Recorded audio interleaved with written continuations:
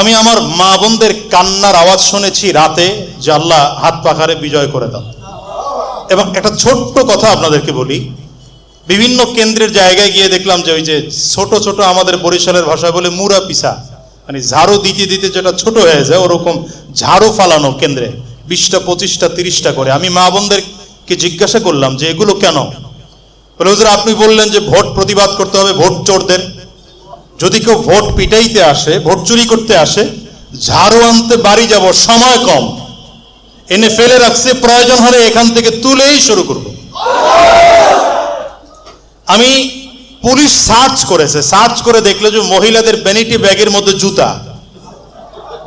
জিজ্ঞাসা করলো জুতা ব্যাগের মধ্যে কেন? বলে জুতা পায়ে পড়ার সময় নেই, ভ্যানিটি ব্যাগ খুলবো আর জুতা দিয়ে এখান থেকে শুরু করব। সুতরাং বলতে চাই, আগামীর নির্বাচন, আগামীর দিন ইসলামের দিন, আগামীর বাংলাদেশ ইসলামের বাংলাদেশ, আগামীর বাংলাদেশ হাত পাখার বাংলাদেশ, আগামীর বাংলাদেশ কোরআনের বাংলাদেশ, আগামীর বাংলাদেশ স্বৈরাচার মুক্ত বাংলাদেশ, আগামীর বাংলাদেশ পীর সাহেব চরমনাইয়ের বাংলাদেশ। এই বাংলাদেশ করার জন্য পীর সাহেব চরমনাইকে, পীর সাহেব চরমনাইয়ের হাতকে শক্তিশালী করার জন্য আমরা আগেও ছিলাম, এখনো আছি, ভবিষ্যতেও থাকবো ইনশাআল্লাহ। আসসালামু আলাইকুম ওয়া রাহমাতুল্লাহি ওয়া বারাকাতুহু। কেন্দ্রীয় মেহমান বৃন্দ কথা বলতেছিলেন, এর মাঝখানে আমি কথা বলাটা বেয়াদবি মনে করছি। তবে আপাতত আমি 9 নম্বর সেক্টরের আংশিক বাসিন্দা, ওই জন্যই আপনাদের এখানে প্রোগ্রাম চলতেছে এবং কেন্দ্রীয় মেহমান বৃন্দ আসবেন শুনেছি, হাজিরা দিতে আসলাম, কথা বলা মূল উদ্দেশ্য না। তবে শুধু এতটুকু বলবো আপনাদেরকে যে আমি আস্তে আস্তে শাহ ইফতিখার তারিক ভাইয়ের কথা শুনতেছিলাম, তিনি মানুষটাও যেমন জোরালো, বক্তব্য খুব জোরালো দিচ্ছিলেন। ভাইয়ের কথাকে সামনে রেখে আমি এতটুকু বলবো, ফ্যাসিস্টের পতন হয়েছে, নতুন করে যদি আবার কেউ ফ্যাসিস্ট হতে চায় তাদের পতনও বাংলাদেশে হবে। কিন্তু আমাদের হাত গুটিয়ে রাখলে চলবে না, চুপ করে বসে থাকলে চলবে না। ফ্যাসিস্টের বিরুদ্ধে যেভাবে ছাত্র জনতা আন্দোলন করেছে, তাদের মেধা, শ্রম, ঘাম, রক্ত, এমনকি জীবন পর্যন্ত তারা দিতে দ্বিধা করে নাই। আমরা যদি ভবিষ্যতে এমন প্রয়োজন হয়, পীর সাহেব চরমনাইয়ের নেতৃত্বে বাংলাদেশে ইসলাম কায়েমের জন্য এই হাত পাখার কর্মীদের, পীর সাহেব চরমনাইয়ের কর্মীদের যদি আবারও ঘাম ঝরাতে হয়, আমরা ঘাম ঝরাবো। যদি রক্ত দিতে হয় আমরা রক্ত দেব, যদি জীবনটাও দেওয়ার প্রয়োজন হয় আমরা তৈয়ার আছি ইনশাআল্লাহ। ঠিক আছে,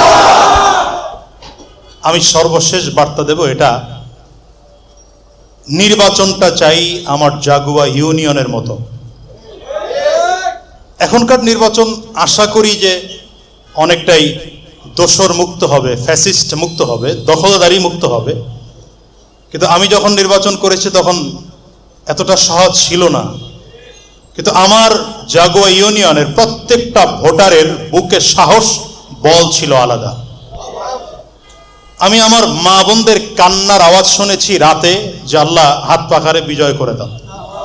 এবং একটা ছোট্ট কথা আপনাদেরকে বলি, বিভিন্ন কেন্দ্রের জায়গায় গিয়ে দেখলাম যে ওই যে ছোট ছোট, আমাদের বরিশালের ভাষায় বলে মুরা পিসা, মানে ঝাড়ু দিতে দিতে যেটা ছোট হয়ে যায় ওরকম ঝাড়ু ফালানো কেন্দ্রে 20টা 25টা 30টা করে। আমি মা বোনদেরকে জিজ্ঞাসা করলাম যে এগুলো কেন? বলে হুজুর আপনি বললেন যে ভোট প্রতিবাদ করতে হবে ভোট চোরদের, যদি কেউ ভোট পিটাইতে আসে, ভোট চুরি করতে আসে, ঝাড়ু আনতে বাড়ি যাব, সময় কম, এনে ফেলে রাখছে, প্রয়োজন হলে এখান থেকে তুলেই শুরু করব। আমি পুলিশ সার্চ করেছে, সার্চ করে দেখলো যে মহিলাদের ভ্যানিটি ব্যাগের মধ্যে জুতা। জিজ্ঞাসা করলো জুতা ব্যাগের মধ্যে কেন? বলে জুতা পায়ে পড়ার সময় নেই, ভ্যানিটি ব্যাগ খুলবো আর জুতা দিয়ে এখান থেকে শুরু করব। সুতরাং বলতে চাই, আগামীর নির্বাচন, আগামীর দিন ইসলামের দিন, আগামীর বাংলাদেশ ইসলামের বাংলাদেশ, আগামীর বাংলাদেশ হাত পাখার বাংলাদেশ, আগামীর বাংলাদেশ কোরআনের বাংলাদেশ, আগামীর বাংলাদেশ স্বৈরাচার মুক্ত বাংলাদেশ, আগামীর বাংলাদেশ পীর সাহেব চরমনাইয়ের বাংলাদেশ। এই বাংলাদেশ করার জন্য পীর সাহেব চরমনাইকে, পীর সাহেব চরমনাইয়ের হাতকে শক্তিশালী করার জন্য আমরা আগেও ছিলাম, এখনো আছি, ভবিষ্যতেও থাকবো ইনশাআল্লাহ। আল্লাহ আমাদেরকে তৌফিক দান করুন।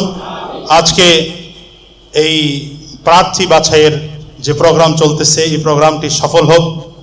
আল্লাহ তাআলা আমাদের সকলকে দ্বীনের জন্য কবুল করুন। আসসালামু আলাইকুম ওয়া রাহমাতুল্লাহ।